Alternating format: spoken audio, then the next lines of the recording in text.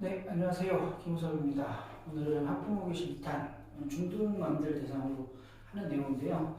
자, 선행을 반복해도 성취도가 오르지 않는 이유는 뭘까에 대해서 한번 생각을 해보겠습니다. 자, 어머니들이 굉장히 자주 질문하시는 것 중에 하나입니다. 선행을 처음 시작할 때는 좋았는데 지금은 같은 과정을 몇 번씩 반복해도 변화가 없거나 오히려 성취도가 하락을 한다는 거죠. 이게 왜 그럴까? 아, 미치겠다. 이게 굉장히 어머니들이 많이 질문하시는 내용 중에 하나거든요. 단순히 뭐 아이가 중2병이라서 그래요. 그렇게 판단하시고면은 좀 안 될 것 같고요. 네, 한번 몇 가지 이유를 한번 살펴보겠습니다.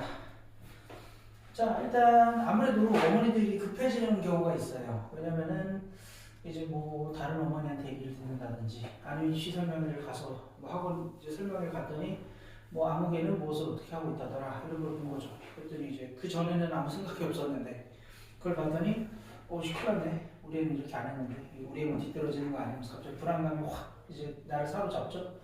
그러면 어떻게 되냐? 이제 급해 죽겠는데 아이가 놀고 있다. 그럼 이제 확 그냥 돌아버린다. 그래갖고 아이가 뭐 드라마를 본다거나 게임을 한다거나 이런 거 보면은 갑자기 막 마음이 급해져갖고 네가 놀 시간 있어? 이러면서 갑자기 특강을 하나 더 끊어버리는 그런 어머니들이 굉장히 많습니다. 근데 한번 이렇게 생각을 해볼까요? 아이 입장에서 한번 생각을 해보세요. 아이 입장에서. 그러면은 엄마가 막 쪼면은 아이가 처음에는 이제 뭐 한 초등학교 5학년, 6학년 때 이럴 때는 엄마가 쪼면은 하기 싫어도 아무튼 적어도 하는 시행이라도 합니다. 해줘요. 그리고 이제 막 이거 끝나면 놀 수 있을 줄 알았는데 일을 또 줘. 그러면은 처음에는 해요. 이러면서 막 하는데 한두 번은 속는데요. 이런 일이 반복된다고 해보면은 아이가 심리적으로 어떻게 생각하냐면 내가 이걸 왜 해? 어차피 이거 끝내도 못 노는데 내가 못하러 힘들게 머리 아프게. 그다음부터 이제 이게 어떠냐면은 한번 직장 다닐 때 한번 생각해보세요. 직장 다니는데 딱 오늘 퇴근하고 뭐 하려고 다 계획을 다 짜놨어. 오늘 계획을 다 이제 문제없이 착착착 다 끝내놨어. 근데 갑자기 퇴근 30분 남았는데 갑자기 직장 상사 오더니 갑자기 야 이거 좀 하세요 하고 툭 주고 갔어. 봤더니 한 3시간 걸릴 일이야. 그럼 짜증이 확 나고 미쳐버리겠죠. 그러면 이제 어떤 생각이 드냐면 이 사람은 내가 정시 퇴근하는 꼴을 못 보는구나. 네. 그럼 이제 이런 일이 몇 번 반복된다고 하면 어떻게 돼요? 그러면 이제 어차피 야근해야 되는 거 지금 괜히 정시 퇴근하면 지랄하니까 어차피 야근해야 되는 거 뭐 낮에 일을 왜 합니까? 그냥 팽팽 놀다가 이제 그냥 한 점심 먹고 뭐 한 이제 한 오후 2시까지도 이제 적당히 시간 때우다가 한 3시, 4시쯤 되면 그제서 일을 시작하는 거죠. 그죠? 그게 직장인들이 굉장히 합리적인 자세 아닌가요? 아이도 똑같아요. 아이도 내가 놀지 못할 건데 계속 공부만 시키면 내가 이거 왜 일을 합니까? 왜 공부를 합니까? 그러니까 이제 아이의 선택은 파업 아니면 태업입니다. 파업을 한다는 건 뭐냐? 아씨 나 안 해. 나 아무것도 하기 싫어. 안 해. 나 이러면서 이제 그냥 들어 누워버리는 거지. 속칭 뭐 뻗어버린다. 터져버린다. 그러면 이제 뭐 이거는 뭐 좀 사태의 심각성이 아마 느껴질 거예요. 근데 이건 좀 아이가 좀 강단이 있는 거지. 근데 보통 대부분의 아이들은 어떻게 하냐면은 태업을 합니다. 태업을. 엄마한테 혼나기는 싫고 그렇다고 공부하기도 싫고. 그러니까 어떻게 하면 영혼 없이 수업을 듣고 그 다음 숙제도 너무 안 해가면 티가 나죠. 개수를 맞추는 게 중요하거든. 아이 입장에서. 개수를 맞추는 게 중요하니까 쉬운 문제나 중간 수준 문제 위주로 풉니다. 절대 어려운 문제 안 풉니다. 왜냐면은 어려운 문제 풀어봐야 머리만 아프고 티도 안 나잖아. 그거 하나 고민하다가 못 풀고 틀릴 바에야 그냥 적당히 한 쉬운 거 한 3개 풀어놓는 게 더 개수적으로 맞는 거지. 그럼 이제 이런 경우에 이제 수업을 해보면은 성취도가 한 절반밖에 안 나오는 거야. 너 뭐야 너 이거 장난하네? 이러면 모르는데 어떡해요? 이런 거죠. 이런 식으로 하는 게 이게 다 이유가 있다. 아이가 이제 태업으로 정하는 건데 이게 좀 티가 명백하게 안 나죠. 그러니까 어머니 입장에서는 이걸 정확하게 우리 아이가 지금 어떤 상태인지 판단하기 힘든 경우가 굉장히 많았습니다. 자, 그러면은 근데 보통은 이제 어머니들이 고민하시는 이겁니다. 이거 태업인 경우에 태업해서 그냥 적당히 딱 혼나지 않을 만큼만 딱 움직이는 거. 그러면 이제 이 경우에 아이를 어떻게 다뤄야 되냐면요. 자, 당근을 뺏지 마세요. 아이한테 뭐가 필요하냐면은 이걸 끝내고 나면 내가 원하는 방식으로 놀 수 있다는 당근과 그 다음 내가 개판치면 이것마저 뺏길 수 있다는 채찍. 당근과 채찍이 모두 다 필요한 거예요. 그러니까 여기서 중요한 것 중에 하나가 당근이 아이가 원하는 방식으로 논다는 것도 굉장히 중요합니다. 가끔 보면 어머니 입장에서 우리 아이 저 아이 많이 쉬게 해요. 뭐 주말에 캠핑도 가고 뭐도 하고 뭐 많이 쉬게 해주는데 아이가 왜 그런지 모르겠어 하는데 그거는 이제 어머니의 방식으로 쉬게 해준 거고요. 아이가 원하는 방식으로 쉬게 해주는 게 굉장히 중요하죠. 그러니까 아이가 컴퓨터 게임 좋아한다. 너 게임 하지 마. 너 게임 안 좋으니까 게임 질병, 뭐 게임 중독 너 안 돼. 그러면 그러고 이제 그 시간에 나 다르게 놀아. 그러면 아이 입장에서는 논 게 아니게 되는 거죠. 그러니까 아이가 원하는 방식으로 놀 수 있게 해주는 것도 굉장히 중요합니다. 그럼 이게 굉장히 동기부여가 되거든요. 그러니까 너 이거 끝내서 뭐 예를 들어서 너 이번에 요거 봐갖고 뭐 90점 이상 나오면 내가 게임 뭐 3시간 할 수 있게 해줄게. 엄청 열심히 할걸요. 아주 진심으로 할걸요. 그런 게 필요하다. 그리고 만약에 이제 아이가 개판 쳤을 때는 그 시간을 뺏을 수도 있다. 어쩌다 한두 번은 뺏을 수도 있겠죠. 어쩌다 한두 번은. 근데 그게 아이가 생각하기에 납득이 되는 이유여야겠죠. 뭐 아이가 이제 입이 대빨라가지고 뭐 삐죽삐죽 하더라도 본인 생각해도 마음 한편으로 봤을 때 이건 내가 좀 약간 개판을 쳐서 이건 뺏긴 거다.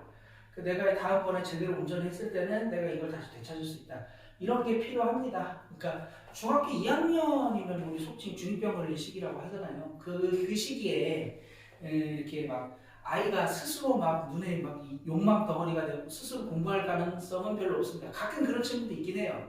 근데 보통은 노는 게 좋죠. 아이 입장에서. 그러니까 아이한테 일방적으로 당근을 빼고 공부만 해 이러면 안 됩니다. 보통 제가 경험적으로 보면은 그런 어머니들 같은 경우 어떠냐면은 약간 공부에 있어서 좀 약간 아쉬운 경우가 많거든요.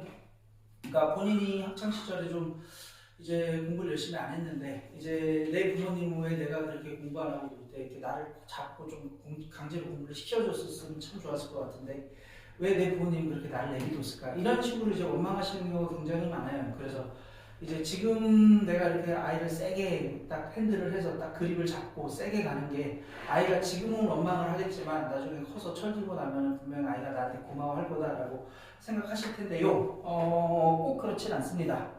그러니까 아이 독립된 인격이거든요. 그래서 아이가 진짜 지금 하고 싶었던 거를 어떤 납득이 되지 않는 이유로 강제적으로 박탈됐으면 그 상처는 굉장히 오래 가고 그게 쌓이고 쌓이다 보면은 이제 나중에 아이가 컸을 때 성인 됐을 때 완전히 틀어지는 경우도 왕왕 봤습니다. 그래서 여기 보면은 그 성경에 보면 에베소서에 봤더니 아버지 되니 여러분, 그러니까 뭐 사실 아버지라고 돼 있지만 부모님 약속하 말하는 거죠. 여러분의 자녀를 노엽게 하지 말고 이런 말 있잖아요. 그러니까 아이 입장에서 그 부모님의 어떤 선택이 이해가 안 되면은 그거는 이제 지금은 막 이제 부모님이 힘이 있어서 그걸 밀어붙여갖고 하게 할 수 있겠지만 그게 쌓이고 쌓이다 보면 언젠가는 대가를 치르게 됩니다. 그래서 아이도 어떤 독립된 인격이다. 그래서 아이에게 당근과 채찍을 모두 줘야 된다는 거 좀 기억을 해주셨으면 좋겠어요. 자, 그 다음에 두 번째는 이런 것도 있습니다. 자, 진단평가에 함정했는데요. 자, 어떤 부모님도 학원에서 시험 봤는데 점수가 안 좋다더라. 그럼 좋아할 부모님 어느 누구도 없습니다. 그 심한 경우에는 진단평가가 너무 개판이다. 우리 아이가 시험 봤는데 우리 반 2반 꼴등이라더라. 그럼 당연히 그만두지 않겠습니까? 열애학원 그만둘걸요? 그러면은 근데 이제 하나 조심해야 되는 것 중에 하나가요. 중학생이 고등학교 수학을 선행한다고 하면은 이 선행한 고등학교 수학 개념을 학교에서 시험을 보지 않습니다. 그러니까 이게 제일 객관적으로 우리 아이의 실력을 평가하는 학교 시험이잖아요. 근데 배운 개념에 대응하는 학교 시험이 없거든요. 그렇다 보니까 그럼 중등 학원 강사 입장에서 어떤 유혹을 느끼게 되냐면요. 시험을 정말 쉽게 내줘요. 거의 뭐 한 2점짜리 위주로, 뭐 거의 이건 뭐 그냥 간단한 계산 위주로 구성을 하면은 아이도 행복하겠죠. 점수 잘 났다고. 그럼 점수 잘 났으니까 부모님도 행복하겠죠. 그리고 이제 그럼 열심히 다닐 테니까 아이가 학원을 안 가니까 나도 행복하겠죠. 그러니까 어떻게 돼? 좋게 가자. 이렇게 가는 경우가 적지 않게 있습니다. 이 얘기를 하면 이제 수많은 중등 강사들이 저를 욕할 수도 있어요. 이런 영업 비밀을 지금 네가 이렇게 폭로를 하면 어떡하냐. 욕할 수 있는데, 글쎄요, 그게 바람직하지 않다고 저는 생각하거든요. 자, 그래서 실제 사례를 하나 설명을 드릴게요. 자, 어떤 학원에서 어머니들이 테스트 굉장히 중요하게 생각하시잖아요. 그래서 매 시간 3문제, 각 10점 만점, 그러니까 30점 만점으로 시험을 매번 보는 학원이 있었습니다. 어머니들은 좋아하셨을 것 같아요. 근데 그 시험을 뜯어봤더니 어떻게 썼냐면요. 아무 말이나 적기나 하면은 문제마다 5점씩을 줘요. 그러니까 문제가 뭐 어쩌고저쩌고 문제가 써있다. 그러니까 모르겠어요. 쓰면 5점을 일단 주는 거예요. 그러니까 그냥 뭐라도 적으면은 일단 이게 30점 만점에 15점이 확보가 된 거예요. 최소한 그냥. 모르겠어요만 적어도 15점이. 그러니까 뭐 동해물과 백두산이 쓰기만 해도 5점 주는 거예요. 10점 만점을. 그럼 지난 시간에 공부했던 거 뭐 대충 비슷하게 적으면은 점수 채점 후하게 해주니까 25점 이상 나오더래요. 그러니까 매번 시험을 보면은 3점 만점에 뭐 25점, 26점 이렇게 나왔던 거죠. 그럼 이제 문자가 갔을 때 어머니 입장에서는 3점 만점에 뭐 25점, 26점 이렇게 나오고 있으니까 아이가 잘 따라가고 있구나라고 안심을 했는데 이제 막상 이제 제가 그 아이를 만났을 때는 성취도가 아주 엉망이었습니다. 이런 일이 굉장히 많이 벌어지고 있어요, 실제 학원에서. 그래서 제가 이제 저는 중등 수업은 별로 거의 안 하고 고등학교 수업 제일 처음에 하는데 제일 처음에 이제 그 예비고일 어머니들 오시는 분들이 굉장히 높습니다. 그러니까 이건 좀 이제 약간 다이렉트하게 말하면은 아이 실력이 여기인데 부모님 눈은 여기가 있어. 그래서 우리 아이가 이 정도 받을 거라고 생각하는 경우가 은근히 왕왕 많거든요. 근데 그게 왜 그러냐면은 이런 것 때문에 이런 점수를 보고 그냥 우리 아이가 잘할 거라고 생각하는 거죠. 그러다 막상 이제 실제로 고등학교 가서 시험을 보고 나면은 대판 깨져버리잖아요. 그럼 이게 뭐지 이러면서 약간 그 인지 부조화 상태에 좀 빠지는 경우가 종종 있습니다. 그래서 한 학기 정도 큰 혼란을 겪고 그럼 이제 한 학기 지나고 나면 갑자기 이제 급 겸손해지는 경우를 저는 수도 없이 보고 있거든요. 앞으로도 계속 반복될 거라고 생각을 해요. 그래서 요거 좀 조심하셔야 됩니다. 자, 그래서 그러니까 중학생들이 고등학교 과정을 선행을 했다고 할 때 적절한 시험은 뭘 거냐면요. 객관성이 담보되는 적절한 시험은 일단 학원 입학할 때 레벨 테스트는 굉장히 객관적이죠. 왜냐면 이 아이의 실력을 일단 지금 진단을 받아야 되고 이건 일단 아이 실력이 가능하면 안 좋다고 평가를 하는 게 좋겠죠. 그래야 나중에 이제 우리 아이가 처음에 실력이 이랬는데 우리는 이만큼 올렸습니다 하기 좋잖아요. 그래서 레벨 테스트는 좀 인정사정 없는 경우가 많죠. 그리고 고등학교 내신 시험지도 괜찮습니다. 근데 또 고등학교 내신 시험지 할 때 어디 경기고 시험지 이런 거 갖고 와서 풀면은 큰일 납니다. 평균 30점인데 평균 30점 이런 경우 굉장히 많거든요. 뭐 경기고, 휘문고, 중공고, 뭐 단대고 시험지 갖고 와서 풀어봐 이러면은 그거는 조금 힘들겠죠. 처음 배우자마자 그거 풀라고 하면은 그러니까 좀 적당한 학교, 좀 약간 살짝 쉽다고 하는 학교 시험지 갖고 와서 푸는 것도 나쁘지 않습니다. 그래서 너무 어렵지 않은 학교, 그냥 평범한 학교 시험지 갖고 와서 풀게 하면은 그거는 좀 객관적인 우리 아이 성취도를 판단하는 근거가 될 것 같아요.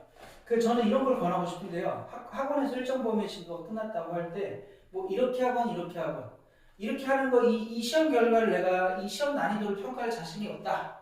그러니까 이게 시험이 어려워서 점수가 낮게 나온 건지 아니면 우리 아이가 공부를 개판으로 해서 점수가 낮게 나온 건지 나는 객관적으로 판단할 근거가 없다면 이걸 쓰시는 게 제일 정확하겠죠. 시침이 떼고 다른 학원 가서 레벨 테스트 한번 보면 되겠죠. 그래서 아무튼 이렇게 했을 때 그러니까 내가 지금 진행 중인 학원의 내부 평가하고 요 시험 결과, 객관성이 담보되는 이 시험 결과를 봤을 때 괴리가 너무 크다. 그러면은 뭐냐면은 지금 진행 중인 학원이 사기를 치고 있다는 얘기입니다. 그럼 당장 학원을 바꿔야겠죠. 그래서 요건 이제 좀 약간 제가 좀 어떻게 보면 욕먹을 각오하고 찍은 거예요. 너무 영업비밀 공개해갖고 아마 이거 이제 선생님들 보면 이제 좀 욕할 수도 있어요. 근데 사실입니다. 예. 그래서 오늘은 뭐에 대해서 설명을 드렸냐면은 아이가 왜 성취도가 처음에는 가파르게 잘 오르다가 어느 순간 되면 꺾이고 오히려 떨어질까 이유가 뭘까에 대해서 얘기를 했습니다. 아이 심리를 생각을 하자. 그래서 아이도 어떤 독립된 인격체다. 그래서 당근을 뺏고 채찍질만 계속하면은 그때부터는 파업이나 태업으로 저항을 하게 된다. 또 하나는 어떤 학원에서 진행하는 시험이 굉장히 자의적으로 왜곡된 시험일 수 있다. 그런 걸 조심해야 된다는 그 두 가지 말씀을 드렸습니다. 그래서 궁금한 거 있으면 연락 주시고요. 그리고 영상이 도움되었다면 좋아요, 구독, 댓글도 남겨주시면 고맙겠습니다. 여기까지 하겠습니다.